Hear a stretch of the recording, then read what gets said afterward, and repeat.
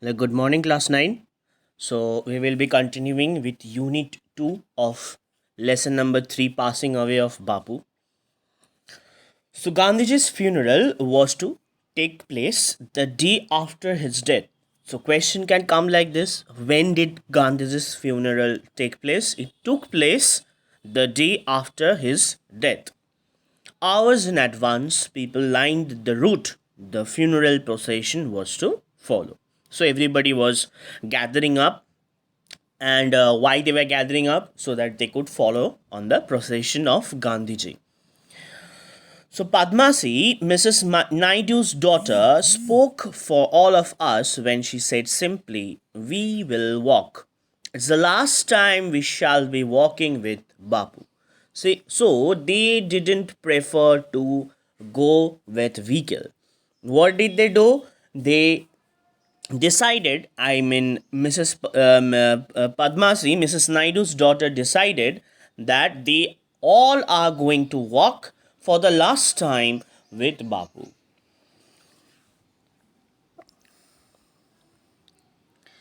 It was agonizing walk. Agonizing means which is painful because Gandhiji is dead. Okay, they are going to the cremation to burn Gandhiji. Right, so that is why they were sad. Thousands silently watched the procession. Bapu lay on an open truck covered with flowers. So Bapu was on an open truck. Where was Bapu laid? Bapu was laid on an open truck decked with flowers. Decked means decorated. Thousands of people wept, trying to touch Bapu's feet. It was impossible to move in the thick crowd. Narrator is telling to us that it was impossible for Nayantara, for Nayantara Segal, okay, to move in that thick crowd. Okay, it was so much crowded. All the people were getting lined up to touch Bapu's feet, so that is why it was getting trouble to move in that thick crowd. As I moved forward, slowly I understood I was not merely in the midst of grieving people. So she was not the only one that she is grieving, or she is showing the sadness. It is the every Indian citizen that is showing the sadness, and she is in between them. This was even more than the funeral procession of India's beloved leader. They didn't consider it as simple funeral procession. It is a very big one. Okay, because it is India's beloved leader. I was among people for whom walking with Bapu had a special meaning. We had walked with Bapu over the rough and smooth of India's recent history. So, through the troubles, through the independence, okay, all the people have joined Gandhiji. They have joined Gandhiji in Dandi March. They have joined Gandhiji in Satyagraha. They have joined Gandhiji in National Congress, right? So in everything they have joined Gandhiji. They have walked hand in hand through every troubles, through every struggles that have come in their way.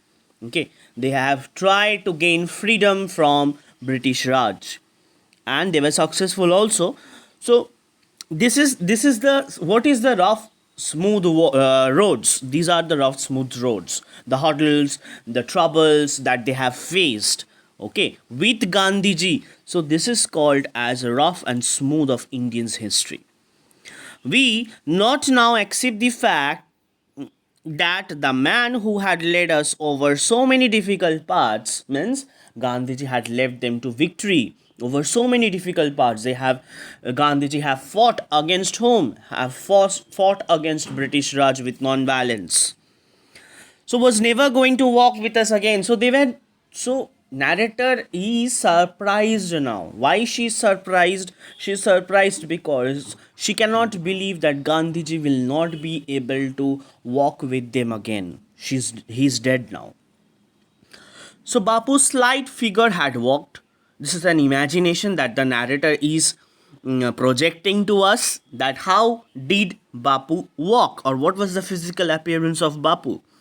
So Bapu's slight figure had walked, staff in the hand. Staff is that stick in his hand. over a large part of India. So Bapu used to go to each and every part by walking. He preferred walking. So that is why Padmasi decided to walk at the last rite. Okay, the last rite with the for the funeral procession. To walk is to make slow progress.